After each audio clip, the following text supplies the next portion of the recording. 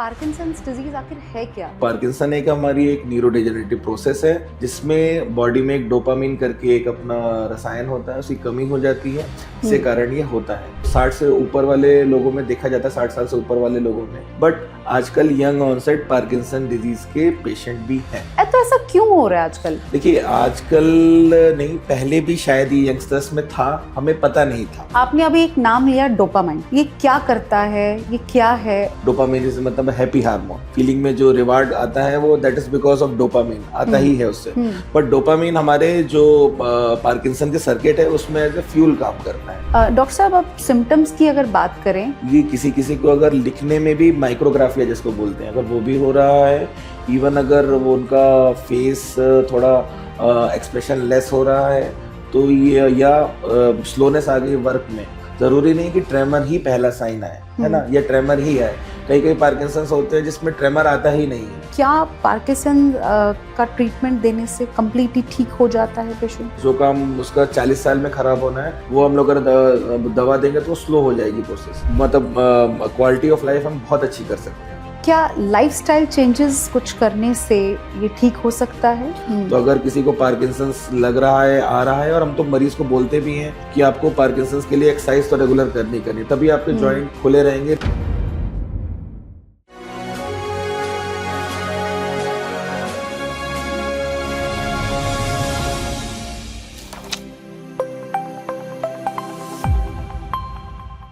क्या आपने कभी गौर किया है कि घर के किसी बुजुर्ग के हाथ चाय का कप पकड़ते हुए हल्के हल्के कांपने लगते हैं?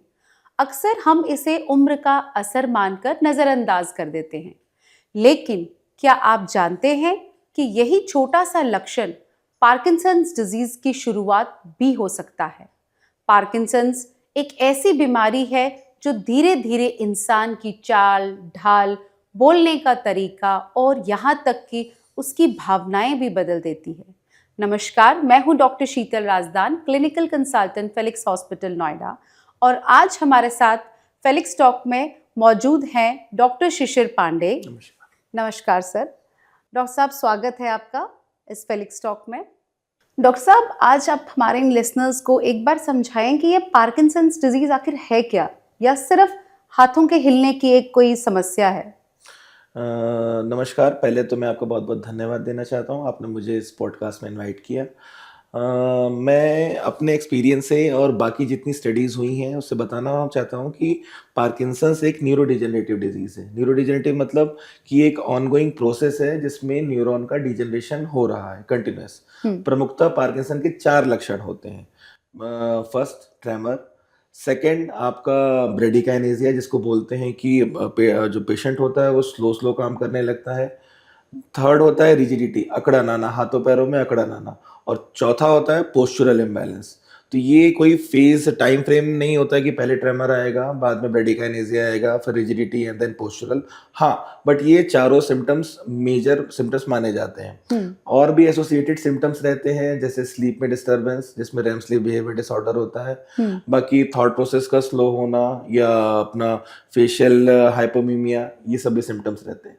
तो पार्किंसन एक हमारी एक न्यूरोडेजेनरेटिव प्रोसेस है जिसमें बॉडी में एक डोपामिन करके एक अपना रसायन होता है, उसकी कमी हो जाती है, इसके कारण ये होता है। प्राय ये 60 से ऊपर वाले लोगों में देखा जाता है, 60 साल से ऊपर वाले लोगों में। बट आजकल यंग ऑनसेट पार्किंसन डिजीज के पेशेंट भी हैं। डॉक्टर साहब, जैसे आपने बताया कि पहले ये 60 से 70 साल के लोगों में होता था और अब यंगस्टर्स में होना है, तो ऐसा क्यों हो रहा है आजकल? देखिए, आजकल नहीं, पहले भी शायद ये यंगस्टर्स में था, हमें पता नहीं था, है ना। हम लोग सोचते थे कि ये बीमारी है, ओल्ड एज की बीमारी है, न्यूरो डिजेनरेशन की बीमारी, तो समय के साथ जो बूढ़े हो जाते हैं, ओल्ड एज हो जाते हैं, उन्हीं में होगी। बट जो जेनेटिक डिटरमाइंड पार्किंसन एक ग्रुप होता है, बहुत ही छोटा ग्रुप होता है, 10 से 15% का, उसमें ये चांस रहता है। देयर आर सर्टेन जीन्स रहती हैं, पार्क 2 जीन, लार्क म्यूटेशन, ये होती हैं। वो जेनेटिक पार्किंसन डिजीज होता है, वो यंग ऑनसेट होती हैं, और उसके ट्रीटमेंट में फिर हम दवाओं के अलावा जो बाकी पद्धतियां हैं जैसे डीबीएस और उनका इस्तेमाल करते हैं। ओके डॉक्टर साहब, आपने अभी एक नाम लिया डोपामाइन, तो आखिरकार ये क्या करता है, ये क्या है, और असल में हमारे दिमाग में चलता क्या है तब? एक्चुअली डोपामिन आजकल बहुत हाइप्ड है, हर जगह हम लोग देख रहे होंगे नाम। डोपामिन इज मतलब हैप्पी हार्मोन, है ना। ओके। तो आल्दो डेफिनेटली हाँ हैप्पी हार्मोन है, dopamine works as a rewarding feeling में जो रिवार्ड आता है वो that is because of dopamine आता ही है उससे। बट डोपामिन हमारे जो पार्किंसन के सर्किट है उसमें एज ए फ्यूल काम करता है। कैसे काम करता है उसको समझने के लिए हमें थोड़ा बॉडी फिजियोलॉजी समझनी पड़ेगी। जैसे कोई भी, जैसे हमारा ह्यूमन ब्रेन होता है उसमें वेरियस सेंटर्स होते हैं, वो किसी काम को करने के लिए वो चैनलाइज होते हैं। तो एक एरिया होता है जिसको हम लोग बोलते हैं सब प्री मोटर एरिया, वो मोटर एरिया होता है, और उसके पीछे होता है सप्लीमेंट्री मोटर एरिया, और एक होता है अपना बेसल गैंग्लिया वाला नेटवर्क। तो प्री मोटर एरिया क्या करता है, अगर हमें कोई काम करना है, जैसे मान लीजिए मुझे ये कप उठाना है ना, ये कप उठाना है, तो इसका जो प्लान होगा वो प्री मोटर एरिया में बनेगा कि आप अपना हाथ आगे बढ़ाएंगे और इस कप को उठाएंगे, है ना। और उसका प्लान कैसे एग्जीक्यूट होगा ये मोटर एरिया में जज होगा कि हाँ आपका हाथ ऐसे उठेगा, उसको इतनी पावर दी जाएगी, बाइसेप्स ट्राइसेप्स इतने लेवल पे जाएगी, और वो जाके इस एरिया पे शूट करेगी और यहाँ पे हैंडल पकड़ के उसको उठा लेगी। एंड उस प्लान की रीचेकिंग कि मतलब जो प्लान बनाया है हम लोग ओवरशूट या अंडरशूट नहीं कर जाएंगे, ये बेसल गैंग्लिया करता है। मतलब वो चेकिंग का काम करता है। तो वहां पे वही प्लान, वहां पे चेकिंग होगी। वो अपने जो बाकी एरिया है, सेरिबेलम होता है एक हमारा ब्रेन में एरिया, जो कि बैलेंस बनाता है कि आपका बॉडी का बैलेंस तो नहीं बिगड़ेगा उस टाइम पे, या ये ओवरशूट या अंडरशूट नहीं होगा, वो चेक करता है। तो बेसल गैंग्लिया सबको कोऑर्डिनेट करके एक फाइनल पाथवे फिर से डिलीवर करता है ये प्योर जो मोटर एरिया को, कि हाँ भाई this is the pathway, and hypothalamus एक न्यूक्लियस होता है उसके थ्रू करता है।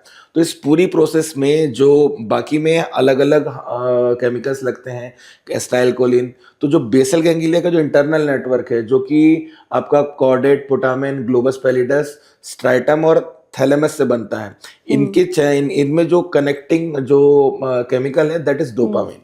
वो दोनों वेरियस रिसेप्टर से काम करता है।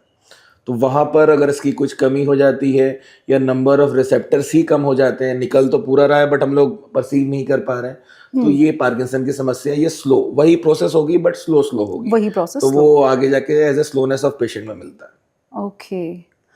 सो डॉक्टर साहब, मेरे एक फ्रेंड हैं जिनके दादाजी को पार्किंसंस था, तो वो बहुत ही डर में रहता है कि शायद मुझे भी हो जाएगा। क्या ऐसा कुछ है? क्या ये जेनेटिक है? जैसा कि मैंने आपको बताया कि जेनेटिक पार्किंसंस खाली 10 से 15% केसेस में ही है। इंडिया में थोड़ा कम है, और जो भी मगर है वो डेफिनेटली हाँ अर्ली स्टेजेस में हो सकता है अगर वो जेनेटिक होगा तो। और अगर जीन्स आ भी जाते हैं किसी पेशेंट में, जैसे फॉर एग्जांपल पार्किंसन की जो जेनेटिक स्पेक्ट्रम है वो इंडिया में जनरली बाकी बीमारियों के साथ देखने को मिला है। एक बीमारी होती है स्पाइनोसेरेबेलर एटैक्सिया, SCA टाइप 12 होती है, जो कि जनरली जो इंडिया में खोजा गया, इंडिया में था, वो अग्रवाल कम्युनिटी में बहुत कॉमन है ना। तो अब उनमें है, तो उसमें SCA जो होती है उसमें खाली एटैक्सिया नहीं आता, स्पाइनो सेरेबुलर एटैक्सिया नाम है, खाली एटैक्सिया नहीं आता, उसमें ट्रेमर भी आता है अलग से। जो पेशेंट होता है उसको पार्किंसन के फीचर भी आते हैं। तो उन केसेस में हाँ पार्किंसन जल्दी आ सकता है, या कोई डायरेक्ट म्यूटेशन रहेगा तभी जल्दी आएगा। और अगर किसी को जेनेटिक पार्किंसन हो गया है या लग रहा है कि उनको है, तो वो अपनी अर्ली टेस्टिंग करा के और एक्सरसाइज और आहार विहार से इसको कंट्रोल कर सकते हैं। ओके। डॉक्टर साहब, अब सिम्टम्स की अगर बात करें तो एक हमारे नेबर हैं जो डायग्नोज्ड हुए हैं पार्किंसंस से, तो वैसे उनके हाथों में कोई कंपन वगैरह नहीं होती है, बट जब हमने देखा जब वो लिखते हैं तो उनके वर्ड्स बहुत छोटे हो गए हैं, वो छोटे वर्ड्स लिखने लगे हैं, और साथ में उनकी जो आवाज़ है वो भी बहुत धीमी हो गई है। तो क्या ये साइंस पार्किंसंस के ही हैं? हाँ हो सकते हैं, बिल्कुल आपने बहुत अच्छा सवाल किया, बहुत ही माइन्यूट ऑब्जर्वेशन है ये किसी किसी को अगर लिखने में भी माइक्रोग्राफिया जिसको बोलते हैं, अगर वो भी हो रहा है, इवन अगर वो उनका फेस थोड़ा एक्सप्रेशन लेस हो रहा है, तो ये या स्लोनेस आ गई वर्क में, जरूरी नहीं कि ट्रेमर ही पहला साइन है ना, या ट्रेमर ही है। कई कई पार्किंसंस होते हैं जिसमें ट्रेमर आता ही नहीं है, खाली स्लोनेस और रिजिडिटी जो अकड़न है वही आती है खाली। तो ये साइन हो सकते हैं पार्किंसन का। ओके। हाँ, एक और जैसे आपने सर बात की एक्सप्रेशंस की, ये चीज़ हमने भी नोटिस की है। ऐसे पेशेंट्स उनके चेहरे पे कोई एक्सप्रेशन नहीं होता। अगर फैमिली में सब लोग गैदरिंग में बैठे हैं, सब लोग खुशी मना रहे हैं, बट उनके फेस पे बिल्कुल जैसे एक पत्थर होता है, ना वो हंस रहे हैं ना वो दुखी है, ना वो रो रहे हैं, कोई ऐसा एक्सप्रेशन नहीं है, तो ऐसा क्यों होता है उनके में? देखिए, एक्सप्रेशनलेस फेस के generally Parkinson is one of the cause, एक कॉज में है, बट बाकी कॉजेज भी है। हम लोग को डिप्रेशन और बाकी चीज़ें भी रूल आउट करते हैं। जनरली ऐसे वाले पेशेंट जनरली डिप्रेशन या उसमें लैंड अप करते हैं, ये साइकेट्रिस्ट के पास में। बट पार्किंसंस में भी ये हमें शुरुआत में मिल सकता है, और इसके साथ सारे फीचर भी साथ में आएंगे धीरे धीरे करके with the time. Okay okay. तो क्या इसकी वजह से, इस पार्किंसंस की वजह से स्लीप डिस्टरबेंस भी होती है? क्या ऐसे लोग रात भर सो पाते हैं?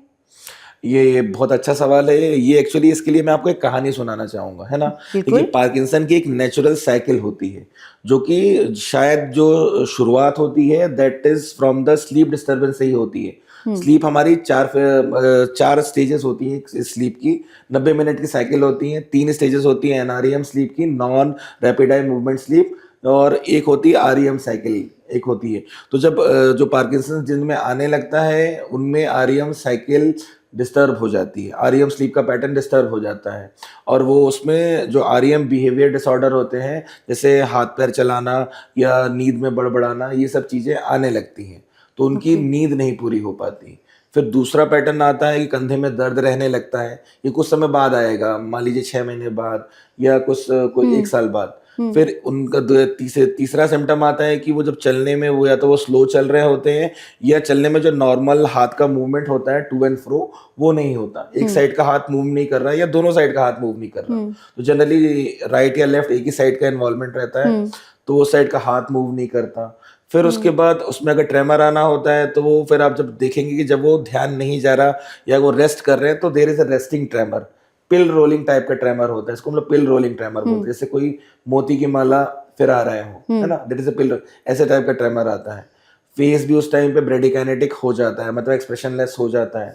पिन रोलिंग ट्रेमर, आप बोलेंगे अच्छा ये क्या कर रहे हो, जब आप उनको टोकेंगे तो वो बंद हो जाएगा। It is a resting only. And कभी कभी ये ट्रेमर आपको दिखता है कि जब एग्जाइटी हो गई, कहीं जल्दी काम करना, जल्दी जल्दी जाना है या जल्दी जल्दी वो करना है, तभी देखा होगा ट्रेमर कभी कभी बढ़ भी जाते हैं। ओके। फिर रिजिडिटी आती है इसके बाद में, और ये सब सारे सिम्टम पहले एक तरफ आते हैं, इधर राइट और लेफ्ट, उसके बाद ये दूसरी तरफ प्रोग्रेस करते हैं। जब ये सिम्टम दूसरी तरफ प्रोग्रेस कर जाते हैं, तब पेशेंट बेड बाउंड हो जाता है। तो आपको अर्ली, जब ये अर्ली साइंस आए, यानी स्लीप डिस्टर्बेंस या कुछ ऐसा दिखे कि कुछ हल्के ट्रेमर या हाथ पैर का मूवमेंट नहीं हो रहा है, जो कि पहले पेशेंट सबसे मिलता जुलता था, बट अपने बिकॉज ऑफ दिस इसके चक्कर में नहीं मिल पा रहा है, तो आपको फिर नियर बाय न्यूरोलॉजिस्ट को दिखाना चाहिए। मतलब आपको ये सिम्टम जितने जल्दी पता चल रहे हैं, उतने जल्दी ही आप जल्दी हम ठीक कर पाएंगे, इलाज कर पाएंगे। राइट। सो डॉक्टर साहब, जानना चाहेंगे, जैसे एक क्लिनिकल एग्जामिनेशन होता है, उसके बाद डायग्नोस्टिक। सो डायग्नोस्टिक में ऐसे कौन सी इन्वेस्टिगेशंस हैं जिससे ये कंफर्म होता है? देखिए, जनरली पार्किंसन की बीमारी है, जो टेट्राड होता है, 4 जो सिम्टम है, इस पे ही बनाते हैं क्लिनिशियंस, पहले से भी बना हुआ है। एंड आजकल नहीं पता, हमें बाकी कॉजेज रूल आउट करने होते हैं कि पार्किंसन का कोई अलग कारण तो नहीं है।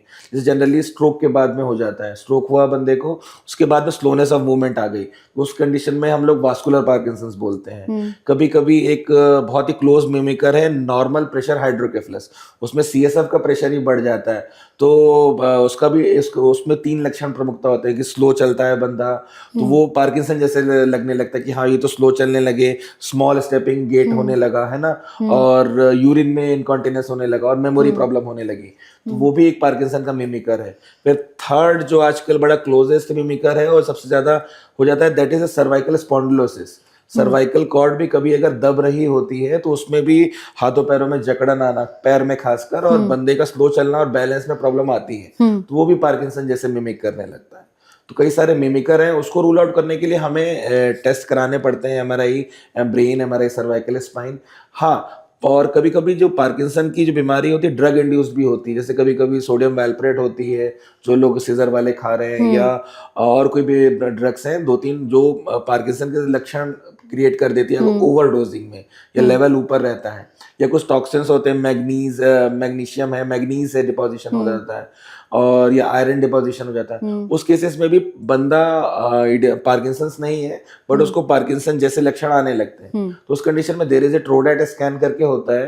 तो उसमें हम लोग जो पोटामेन जो मेन जो इनका एरिया है उसका हम लोग साइज देख लेते हैं, तो उसमें स्वान टेल अपीयरेंस मिलती है, तो उसे पता लग जाता है कि अगर वो प्रिजर्व्ड है, नॉर्मल दिख रहा है, तो इसका मतलब डोपामिन तो रिजर्व अपने पास बढ़िया है, फिर बंदे को पार्किंसन के सिम्टम डेफिनेटली किसी ड्रग की वजह से या किसी और कारण की वजह से, अगर डोपामिन रिजर्व खत्म हो गया तो डेफिनेटली वो इडियोपैथिक या नॉर्मल नेचुरल पार्किंसन ही है।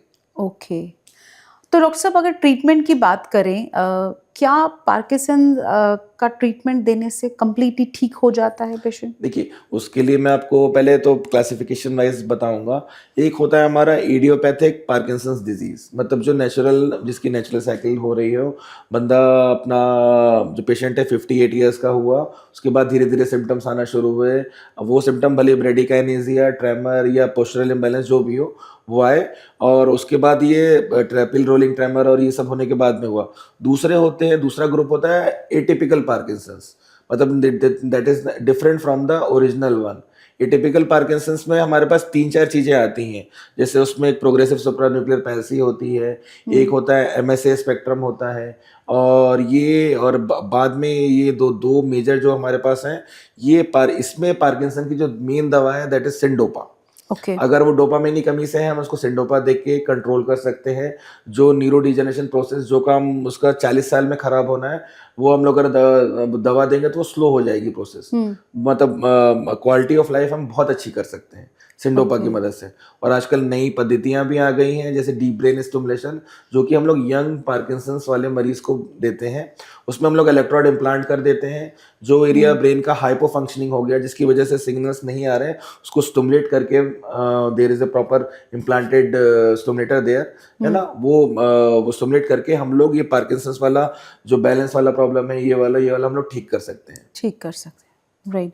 मैंने सुना है कि पार्किंसंस डिजीज में जो हम मेडिकेशन देते हैं, एक टाइम आने के बाद वो अपना काम बिल्कुल बंद कर देते हैं करना, तो क्या ये सही है? हाँ, बहुत ही अच्छा क्वेश्चन है आपका। ये वही समय है जब हमें इन्वेजिव प्रोसीजर यानी डीबीएस की जरूरत पड़ रही है। ओके, लीवो पहले शुरुआत हम किसी भी पार्किंसंस जो डायग्नोज होता है, शुरुआत हम लीवोडोपा से ही करते हैं, डायरेक्ट रिप्लेसमेंट थेरेपी देते हैं। जितनी डोज लीवोडोपा की वो पेशेंट जनरली 4 से 5 साल वो काम करती हैं, अच्छी करती हैं। उसके बाद में जब अमाउंट ऑफ डोपामिन जिससे रिसेप्टर्स होते हैं वो काम, या उनका कंसंट्रेशन ही ब्रेन में इतना कम हो गया कि हम भले फ्यूल डाल रहे हैं, there is a no receptor to respond, तो उस सिनेरियो में हमें डीबीएस जो इन्वेजिव प्रोसीजर है वो उसकी रिक्वायरमेंट पड़ती है। बहुत ही सिंपल प्रोसीजर है, कॉस्ट वर्दी भी है, और मतलब इससे आपकी जो सिंडोपा के जो साइड इफेक्ट आ रहे हैं वो भी हट जाएंगे, कुछ साइड इफेक्ट डिस्काइनेसिया वगैरह, और जो डोपामिन की रिक्वायरमेंट है वो हो जाएगी, और आपकी जो लाइफ है वो और अच्छी हो जाएगी। और अच्छी हो जाएगी। क्या लाइफस्टाइल चेंजेस कुछ करने से ये ठीक हो सकता है दवाइयों के बाद, अगर नेक्स्ट ऑप्शन हम देखें? Since it is a neurodegenerative disease है तो ठीक तो नहीं, हाँ कंट्रोल हो सकता है। तो एक्सरसाइज, जैसा कि पहले मैंने बताया है ना, एक्सरसाइज सबसे कॉमन है, वो आपको करनी सुबह उठ के बॉडी स्ट्रेचिंग एक्सरसाइजेस, है ना। और कई लोगों ने इसमें ताइची अपनी होती है, ताइची एक्सरसाइज का इसमें बहुत अच्छा रोल बोला गया है। These are tai chi is a positional holding exercise, ये ओल्ड अपना ये ताइवान और इन सब में चाइनीज जापानीज प्रैक्टिस करते हैं। इट इज ए डिफेंस उनका मैकेनिज्म था, बट ये पोजिशनल होल्डिंग अपने बॉडी मसल्स में कैसे आप प्रैक्टिस करते हैं, और ये ओल्ड एज के लोग भी कर सकते हैं। तो अगर किसी को पार्किंसंस लग रहा है, आ रहा है, और हम तो मरीज को बोलते भी हैं कि आपको पार्किंसंस के लिए एक्सरसाइज तो रेगुलर करनी, तभी आपके जॉइंट खुले रहेंगे, रिजिडिटी नहीं आएगी, और वजन नहीं बढ़ने देना है। बाकी और कोई बीमारी है, जैसे आप साथ में शुगर और बीपी भी है, तो वो उसकी दवा खाते रहेंगे ताकि वो कंट्रोल रहे और कोई दिक्कत ना हो।